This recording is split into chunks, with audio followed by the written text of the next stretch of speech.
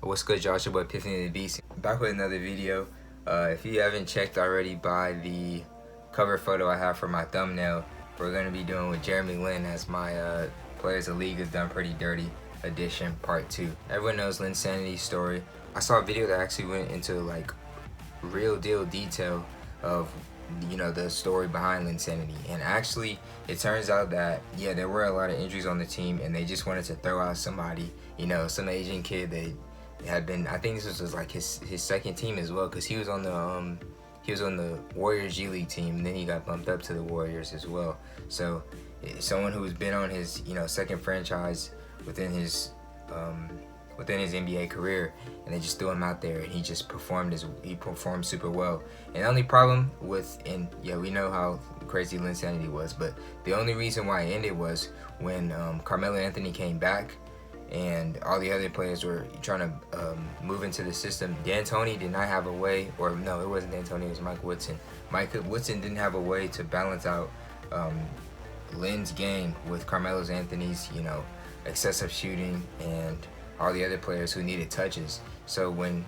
they tried to put them both on the court at the same time, it just didn't work. It looked really good on paper, but when you put both of them out there, Lin had the ball in his hand most of the time, being the point guard on the team. And when Carmelo Anthony's out there, he's going to definitely need the ball in his hands at the same time. So it just didn't pan out. So that's why I feel like the whole Linsanity thing broke down. And then they went ahead and sent him off to the Lakers, another organization with another player who needs the ball in his hands. And I wouldn't say that they gave up on him there, but a lot of people were excited to see him go to the Lakers. I know he bounced around. I think he went to Houston, and then he ended up in Brooklyn. And I'm gonna go ahead and give y'all his Brooklyn stats. This was probably his best season, if not yet, besides the Knicks run he had. But this is probably his best season. I think he was a sixth man for the Nets. They said he only started 2 games the entire season, but here are his stats. He averaged 18 points per game on 25 minutes, 4 assists, 42% from the field, 50% from 3 points, and averaged about 3 rebounds a game. They didn't have his steals or block stats. I don't really know. They had like zeros in place, but I know it definitely wasn't 0. But that was his best season within the league that I saw on all his stats, and he was a 6th man for Brooklyn. So I believe that Jeremy Lin can play. We've seen it happen within Linsanity, and we've seen it happen here in Brooklyn. And he's playing, extremely low. It's just really good stats, like 50% for a 3. That's pretty damn efficient. Then Brooklyn ships him off, and now he was in Atlanta, and he actually played really well for Atlanta. I came to a couple games, I saw him play. They looked at Jeremy Lin as someone who had a lot of hype during his era. And how did he really deal with it? How was he able to deal with all the pressure every single night? How did he deal with playing within the Mecca? How did he just deal with all this and then being bounced around the league? And they related that to Trae Young, someone who was absolutely setting the NCAA on fire, just breaking records left and right, just scoring, lit March Madness up on fire, just an absolute threat. And they just wanted to have Trae Young, because it was his rookie year, have Trae Young, have someone in Trae Young's corner that he could relate to, and ask Jeremy Lin for help anytime he needed, or just be a mentor to him to how to deal with pressure. And I'm pretty sure he was. And although Jeremy Lin did have to take the role as a backup to a rookie, because they wanted to let Trae get as much touches as he possibly could, Jeremy Lin put up really good stats as well. And I'm going to tell y'all his Atlanta stats. He averaged 10.7 points per game, almost 11 points per game, on around 20 minutes a game, 3.5 assists, 46% from the field. That's more than with Brooklyn. 33 from 3, dropped down a little bit. 0.7 steals and 2.3 rebounds a game. So that's very, very solid in my opinion. Could use a little bit more points, but I think that's probably, he makes up for it on the other stats as well. Pretty efficient.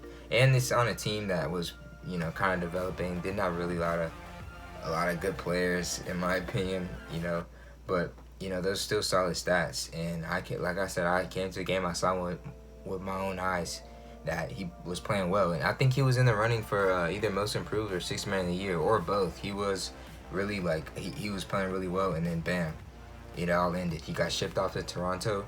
That was probably the highest trade value you could go. if you ever, for all my people who play 2K, and even if you don't play 2K, you can relate to this. When a player is playing really well in 2K, whether you're playing my association or my GM, their trade value goes up. So the number of stars they have, they get a total of 5. You have a total of 5 stars. 5 stars means basically your player value. So if a player is going up, his trade value goes up as well. When a player's playing really well, you know, if they just came off of a season where they absolutely killed it and you really didn't know who this guy was before, their trade value goes up and they're gonna either want to go to another team, or the team's gonna decide to trade them because they feel like we can get the most for this player right now because he's playing exceptionally well. And that's what the Hawks did, and they made a deal with Toronto, and I'm pretty sure Toronto decided, oh, we need a little bit more depth at our guard position, and they went ahead and traded, and they got Jeremy Lin on their squad. And Jeremy Lin went to Toronto, and I mean, it looked like he didn't even play a minute in the game. They actually made a joke of his highlight reel for the I think it was for the either for the playoffs or the finals, and it was like him just walking the ball down the court, catching a couple passes. It didn't even look like he shot the ball for Toronto. Throughout the season in Toronto, he got a ring, but it doesn't matter. He didn't, you know, participate or help at all. And a lot of people, since he was with Atlanta, a team that is, you know, sort of a bottom feeder within the league at the time, they're coming up, trust me. Yeah, since he was with Atlanta, he wasn't, you know, a lot of people weren't seeing the games he was going off. He was going off and doing his thing and seeing his great stats. They just saw him finish off a season with Toronto, and his stats, of course, dropped as well. I'm guessing Toronto's deciding not to pick up his contract, and now he's a free agent, and a lot of teams aren't.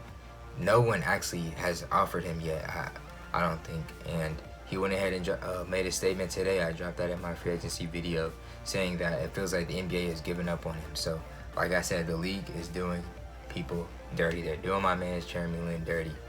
Jeremy Lin is a great point guard to have, great role player to have. He's definitely a leader. Like I said, he can help someone who's has a lot of popularity going into the league, a lot of hype coming into the league. He can help them know how to deal with that pressure and really shake it off and still play his game, play their game at the end of the day. So does not deserve all the hate that he's getting. Teams should definitely give him a look. Leave in the comments below why you feel as if Jeremy Lin isn't getting the recognition he deserves. Leave in the comments below if you feel like Jeremy Lin deserves to be on the NBA roster. And that's going to be it for part 2 of this video. Make sure you leave in the comments below. It's going to be, I still have my part 3 coming out. Go ahead, leave in the comments below. Try to guess who that might be. Like I said, DM me if you feel like you got the answer right. And that's going to be it for this video. Like I said, make sure you like, comment, subscribe, hit that bell for post notifications. And I'm out. Peace.